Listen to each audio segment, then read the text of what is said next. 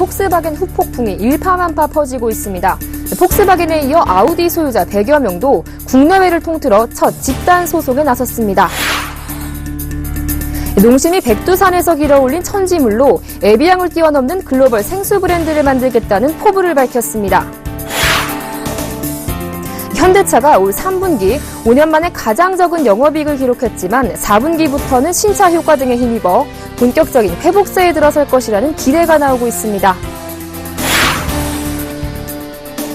대우조선해양의 손실이 눈덩이처럼 불어나고 있습니다. 올해 영업 손실만 5조 원이 넘을 것으로 전망됩니다.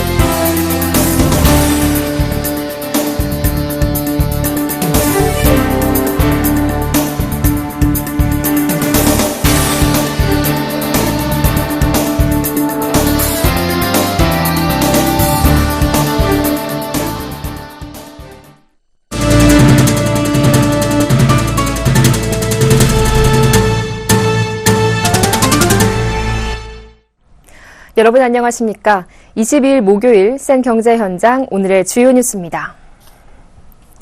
시중은행의 부실채권 관리회사인 유암코가 4조 원의 재원으로 내달부터 부실기업 구조조정 작업을 본격 시작합니다. 유암코는 채권은행과 민간 자본을 합쳐 최대 28조 원 상당의 구조조정을 동시에 진행할 수 있는 회사로 거듭납니다.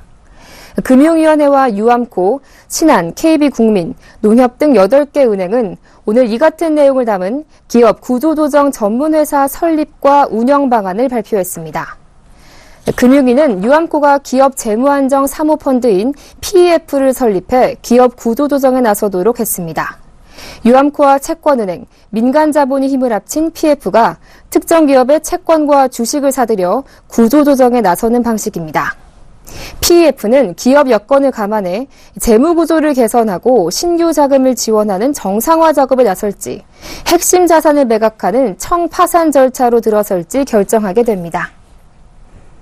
폭스바겐 그룹의 배출가스 조작과 관련해 폭스바겐에 이어 아우디 소비자들까지 국내 집단 소송에 나섰습니다. 아우디는 폭스바겐 그룹이 운영하는 자동차 브랜드 중 하나입니다. 해당 차량 소유자들의 모임인 아우디 오너와 아우디인 코리아 소속 회원 101명은 폭스바겐 코리아와 아우디 폭스바겐 코리아 국내 딜러사를 상대로 부당 이득금 반환 청구 소송을 위해 지난 21일 법무법인 바른 소속 변호사 7명을 선임하고 관련 서류를 전달했습니다.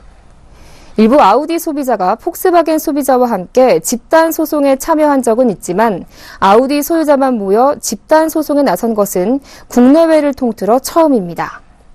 아우디 오너와 아우디인 코리아는 국내 최대 아우디 고객 모임으로 회원이 각각 8,000명과 670명에 달하기 때문에 향후 집단 소송 참가자가 확대될지 귀추가 주목됩니다. 국내 시장 라면 점유율 1위를 고집해온 농심이 이번에는 생수 사업에 사활을 걸었습니다. 스위스 알프스, 러시아 코카서와 함께 세계 3대 수원지로 꼽히는 백두산에서 길어올린 백산수로 국내 생수 시장은 물론 세계 최대의 생수 시장인 중국까지 섭렵하겠다는 포부를 밝혔습니다. 한지희 기자가 현장에 다녀왔습니다.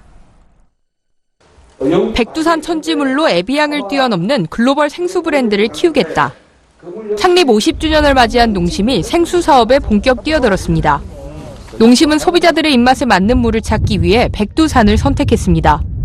화산 활동으로 사시사철 영상 6도의 수온이 유지돼 추운 겨울철에도 끄떡없기 때문입니다. 이곳 백두산 천지물은 화산 안반층을 따라 백산수 수원지인 내두천까지 이어집니다. 내두천에서 자연적으로 샘솟은 2만 톤가량의 천연 광천수는 배수관을 따라 백산수 신공장으로 향합니다. 분당 생산되는 물량은 1,650병, 하루 300만 병에 달합니다. 신공장에서 최종 생산된 백산수는 공장 내부에 이어진 철도 물류 시스템을 통해 중국 전역뿐 아니라 국내까지 빠르게 유통됩니다. 농심은 신라면으로 구축한 영업망을 바탕으로 중국 내 글로벌 업체들과 맞붙는다는 전략입니다. 저희들이 20년 이상 중국에서 신라면 등을 같이 다 판매해 왔는데 그 네트워크를 그 대리점을 통해서 전체적으로 다 공급할 수 있는 망이 구축되어 있기 때문에 중국을 확실히 우리가 잡을 수 있습니다. 뿐만 아니라 백두산물이 미네랄이 풍부하다는 소문이 퍼지면서 중국 내 광천수 시장에서도 주목받고 있습니다. 건강한 물에 대한 수요가 꾸준히 증가하면서 소비자들의 관심도 덩달아 높아지고 있는 겁니다. 我们以前都是煮开水喝的，现在矿泉水对人体有益，虽然说价格贵一点，但是我们是可以接受的。一直以来都是买矿泉水来喝。 농심은 백산수로 2025년까지 중국 전역에서 1조 원의 매출을 올리고 국내 생수 시장에서는 매출 4천억 원을 달성해 세계적인 브랜드로 키운다는 목표입니다. 연간 6천억 원 규모로 성장한 생수 시장. 농심의 차세대 성장 동력으로 떠오른 백산수가 신라면에 이어 제2의 글로벌 브랜드로 자리 잡을 수 있을지 주목됩니다. 서울경제TV 한지입니다. 현대차가 올해 3분기 5년 만에 가장 적은 영업이익을 기록했습니다. 하지만 지난 분기들과 비교하면 영업이익 감소세가 둔화되고 있고 4분기부터는 본격적인 신차 효과도 예상돼 실적 개선에 대한 기대는 높아졌습니다. 정훈규 기자입니다. 현대자동차가 올해 3분기 1조 5천여억 원의 영업이익을 기록했습니다. 지난해 3분기와 비교하면 8.8% 감소했습니다. 반면 3분기 매출은 올해 23조 4천여억 원으로 지난해보다 2.7% 늘었습니다. 현대차 영업이익은 시장 추정치인 1조 5천 9백억 원을 소폭 밑돈 것입니다. 현대차는 기대에 미치지 못한 3분기 영업이익에 대해 원달러 환율이 상승했지만 유로화 등 기타 통화 대비 원화가 강세를 보인 탓에 효과가 희석됐다고 밝혔습니다. 또 일본 업체들이 엔조를 활용해 미국 시장에서 판촉을 강화하고 있어 이에 대응하기 위해 인센티브를 늘렸고 글로벌 신차 출시가 3분기에 집중되면서 마케팅 비용도 일시적으로 상승했다고 설명했습니다. 3분기에도 영업이익은 줄었지만 지난 분기들과 비교하면 감소세가 둔화되고 있는 점은 희망적입니다. 올해 1분기 영업이익은 전년 대비 18.1% 감소했었으나 2분기에는 16.1%로 감소폭이 줄었고 3분기에는 한 자릿수를 나타내 감소세 둔화가 뚜렷해졌습니다. 현대차는 4분기부터 글로벌 시장에서 신차 효과가 본격 발휘될 것으로 내다봤습니다. 신차 판매가 호조를 보일 경우 영업이익에 부담으로 작용했던 인센티브도 4분기부터는 낮아질 것으로 기대됩니다.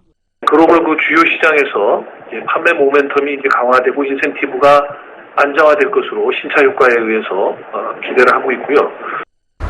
현대차는 중국 시장에서 지난 4월부터 전년 대비 판매 하락 추세를 이어오고 있지만 이번 달부터 증가세 전환이 예상된다고 내다봤습니다. 중국 정부의 1.6리터 이하 차종 구매세 인하 효과를 극대화하기 위해 1.6 터보 모델 생산량을 늘리고 신규 사양도 선보일 계획입니다. 폭스바겐 디젤 게이트 사건으로 반사이익을 얻을 것이라는 관측에 대해서는 주로 일본 메이커들과 경쟁 관계에 있어 특별한 반사이익은 없다고 현대차는 설명했습니다. 한편 오늘 현대차 주가는 실적 발표 후 기대에 미치지 못한 영업이익 탓에 16만 원 아래로 떨어졌다가 4분기에 대한 희망적인 분석이 나오면서 하락폭을 만회해 16만 2천 원에 마감했습니다. 서울경제TV 정훈규입니다. 대우조선해양이 해양 플랜트 악재와 부실 경영으로 올해 5조 3천여 원의 적자를 낼 전망입니다. 대우조선이 최근 산업은행 실사를 받은 결과 예상보다 손실이 커 올해 영업손실만 5조 3천억 원에 이르고 2017년에야 실질적인 영업이익이 발생할 것으로 예상됐습니다. 부족자금 규모는 오는 11월 1조 8천억 원, 내년 5월에는 4조 2천억 원, 2018년 말에는 최대 4조 6천억 원까지 불어날 것으로 우려됐습니다. 이 같은 영업 손실 증가와 자산 손상 등으로 올해 말 부채 비율은 4,000%를 넘을 것으로 보입니다.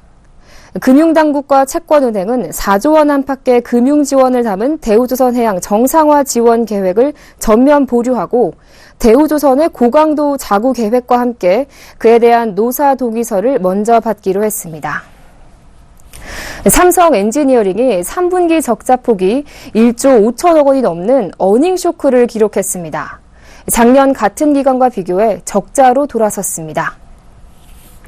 매출액은 8,569억 원으로 61.2% 감소했고 당기 순손실은 1조 3,342억 원으로 적자 전환했습니다. 삼성 엔지니어링은 환경 변화에 대한 프로젝트 수행 준비와 역량 부족, 중동 정세 불안 등 예상치 못한 리스크 발생, 저유가 장기화로 인한 발주처의 어려운 사업 상황 등이 공기 지연과 추가 공사 발생 등으로 이어져 원가 상승의 원인이 됐다고 설명했습니다. 삼성 엔지니어링은 내년 3월까지 1조 2천억 원 규모의 유상증자를 추진하고 3,500억 원 규모의 상일동 본사 사옥을 매각해 운영 자금을 확보할 계획입니다.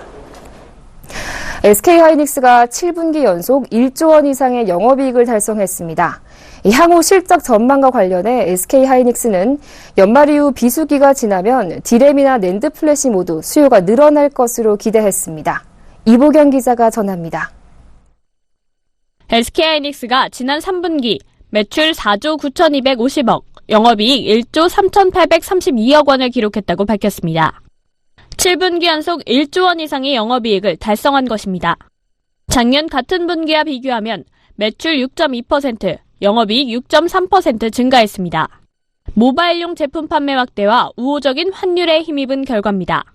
3분기 디램과 낸드 플래시 출하량은 전분기에 비해 각각 11%, 15% 증가했습니다. SK하이닉스는 단기적으로는 메모리 시장이 연말 이후 계절적 비수기에 진입해서 수요 상황이 불확실할 것이라고 전망했습니다. 그러나 중기적으로는 디램의 경우 채용량 증가와 함께 DDR4, LPDDR 제품 등 프리미엄 제품 수요가 지속적으로 증가하고 공정 전환으로 공급도 확대돼 수급 상황이 나아질 것이라고 내다봤습니다. 또 낸드 플래시는 SSD 시장 확대로 수요 증가가 기대된다고 낙관했습니다. 하지만 어제 중국 칭화유니그룹이 대주주로 있는 미국 하드디스크 업체 웨스턴 디지털이 낸드 플래시 업체인 샌디스크를 인수하는 등 업계 내에 활발한 인수합병과 경쟁 구도 변화가 나타나고 있는 것은 SK하이닉스의 위험 요인으로 작용할 것으로 보입니다. 3분기 실적 발표 직후 진행한 컨퍼런스 콜에서 SK하이닉스는 3분기에 1조 5천억 원을 투자 집행했으며 올해 투자 규모는 6조 원 이상이 될 것이라고 설명했습니다. 반도체 선도업체로서의 위상을 공고히 해나가려는 의지를 표명한 것으로 보입니다. 서울경제TV 이보경입니다.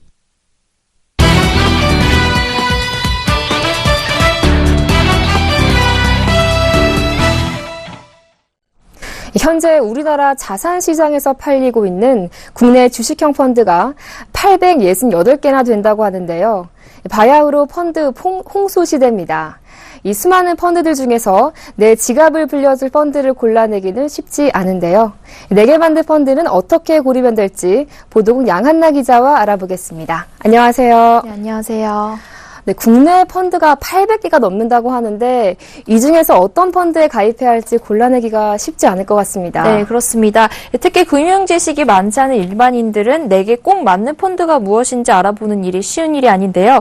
실제 JP모건 자산운용이 지난 1일 국내 펀드 투자자 1,000명에게 어떻게 펀드에 가입했느냐라고 물었더니 응답자의 42%가 판매사 직원의 권유로 가입했다고 답했습니다. 그만큼 스스로 비교 분석하기가 어렵다는 것이죠. 있는데요. 네, 많은 분들이 이 펀드에 가입할 때 이 펀드 판매사에 의지하는 것 같은데 그만큼 펀드 판매사가 골라줬던 펀드 수익률이 좋았습니까?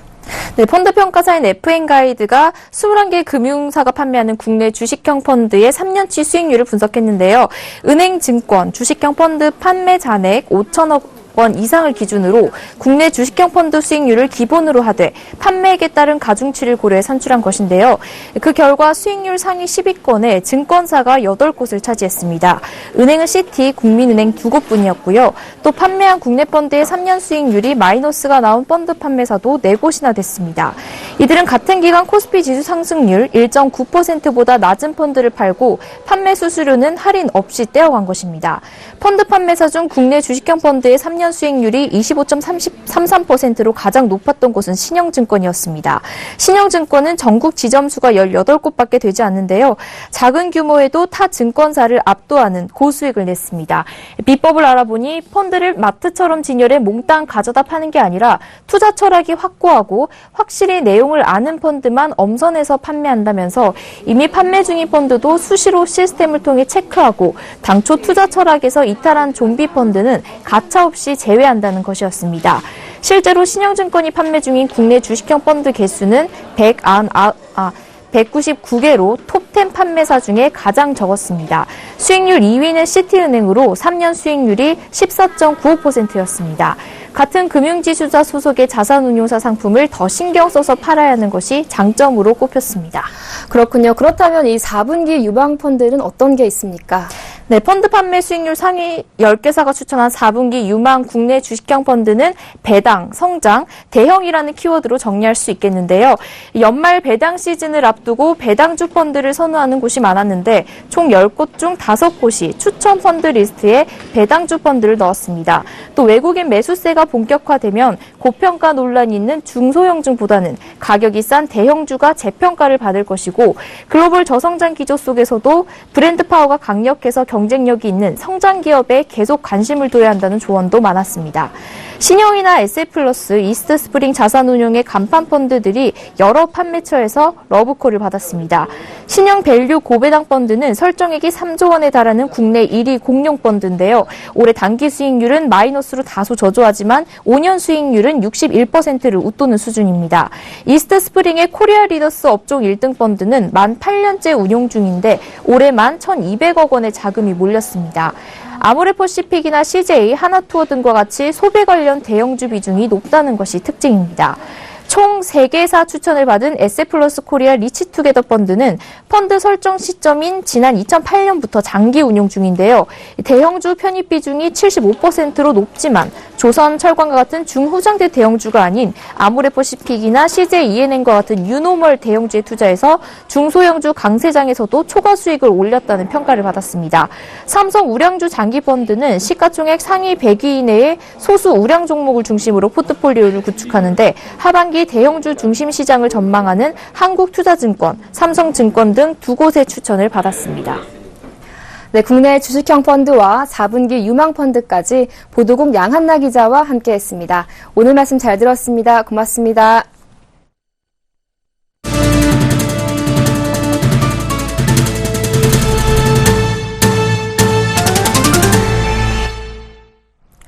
인텔 코리아가 성능과 배터리 수명을 개선한 6세대 인텔 코어 프로세서 제품을 국내에 출시했습니다. 6세대 인텔 코어 제품군은 인텔이 그동안 출시한 제품 중 최고의 성능을 자랑하는 프로세서입니다. 전력 효율성을 높이는 스카이 레이크 설계 방식을 적용해 5년 전 출시한 구형 컴퓨터 대비 성능은 2.5배 이상, 배터리 수명은 3배, 그래픽 성능은 30배 향상됐습니다.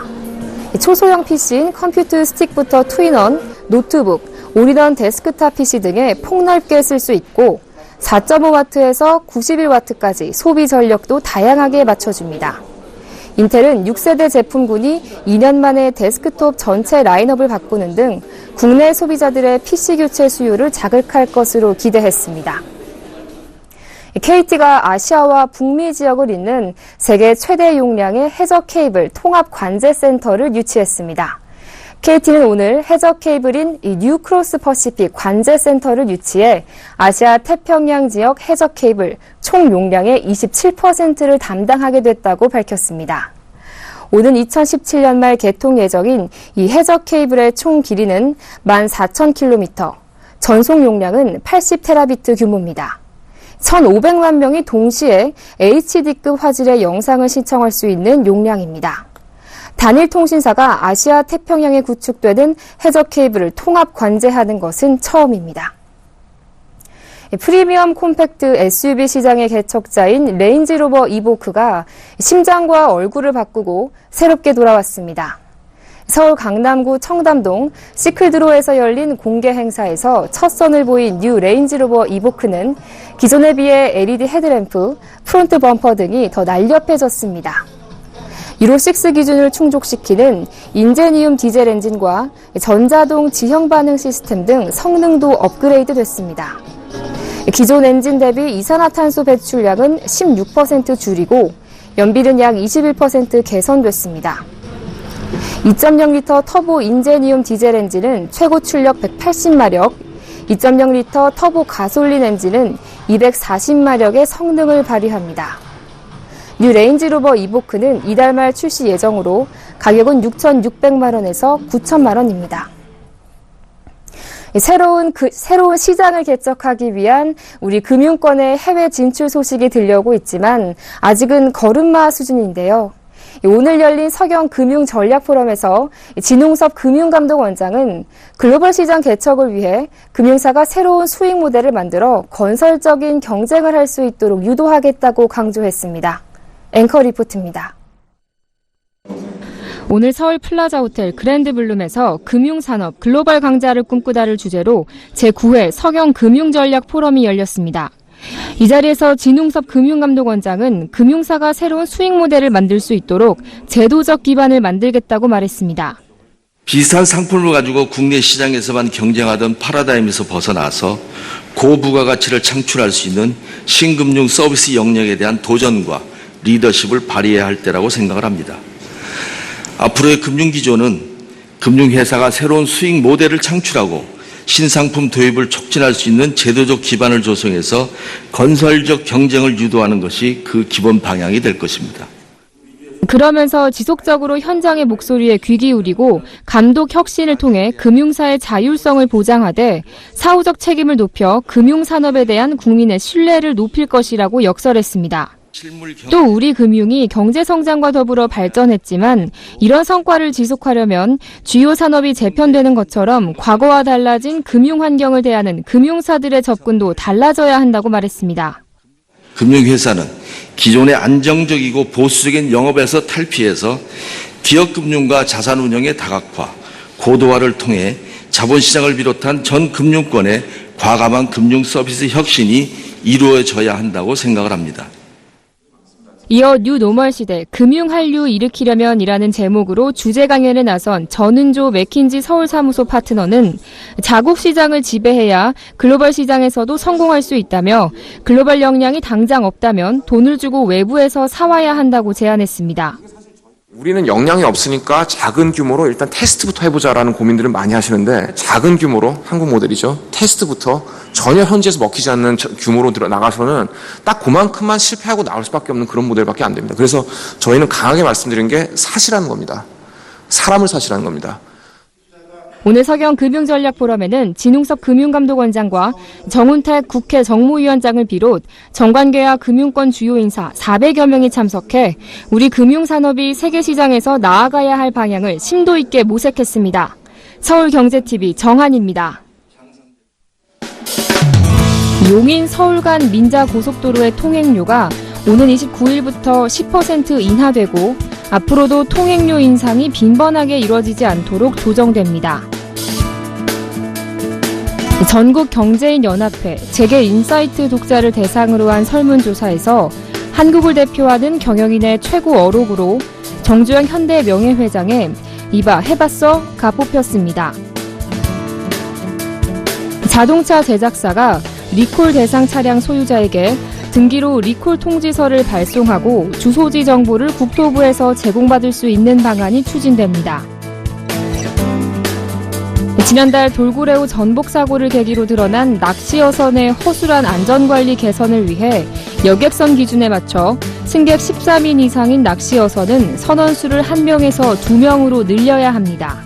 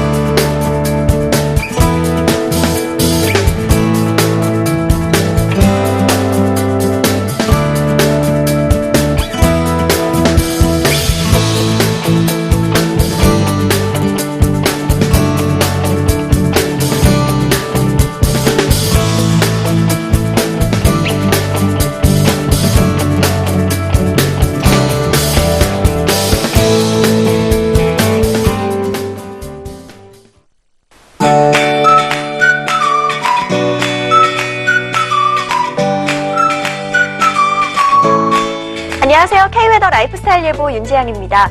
요즘 파란 가을 하늘 보기가 힘들어졌습니다. 안개에 먼지가 뒤섞인 연무가 나타나면서 뿌연 하늘이 이어지고 있는데요. 내일도 새벽부터 아침 사이에 안개가 짙게 끼는 곳이 많겠고요. 낮 동안에도 옅은 안개나 연무로 남는 곳이 많겠습니다. 또 내일도 미세먼지 농도가 높을 것으로 보입니다. 서울의 먼지 농도 그래프를 보면 어제 오후 5시 무렵 162마이크로그램까지 올라 매우 나쁨 단계에 들었는데요. 오늘 오전 동풍이 강하게 불면서 일시적으로 농도가 낮아졌고 동시에 초미세먼지 주의보도 해제됐습니다. 그런데 오후 들어 동풍이 약해지면서 다시 농도가 짙어지고 있는데요. 내일 서울을 포함한 서쪽 지방은 나쁨 단계가 이어지겠고요. 동쪽 지방도 대기오염 물질이 점차 쌓이면서 오전에 한때 나쁨 단계, 오후에는 나쁨으로 한 단계 더 높아지겠습니다. 일상생활에서 미세먼지를 예방하기 위한 가장 좋은 방법은 가급적 바깥 활동을 자제해서 미세먼지에 노출되는 일이 없도록 해야겠고요. 외출 시에는 황사용 마스크를 착용하는 것이 좋겠습니다. 또 흔히 삼겹살을 먹어야 한다는 속설이 있지만 물을 충분히 마시는 것이 미세먼지 배출에 도움이 되겠습니다. 내일은 동해상에 위치한 고기압의 영향을 받겠지만 중부지방은 점차 그 가장자리에 들겠습니다. 자세한 지역별 날씨는 나절 예보로 알아보겠습니다. 중부지방 대체로 맑다가 점차 구름 많아지겠습니다. 아침 기온 서울 14도, 낮 기온 서울 22도, 대전 23도가 되겠습니다.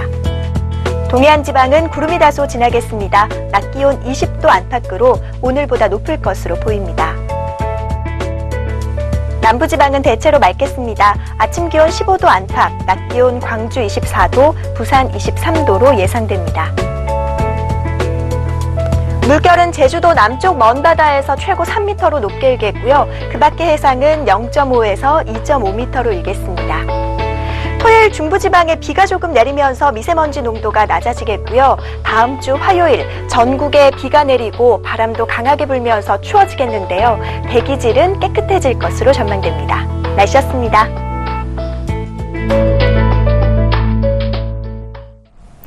네, 일주일째 기승을 부리던 미세먼지 농도가 다소 얕아는 졌지만 여전히 나쁜 단계라고 하니까요. 호흡기 건강에 유의하셔야 할 것 같습니다.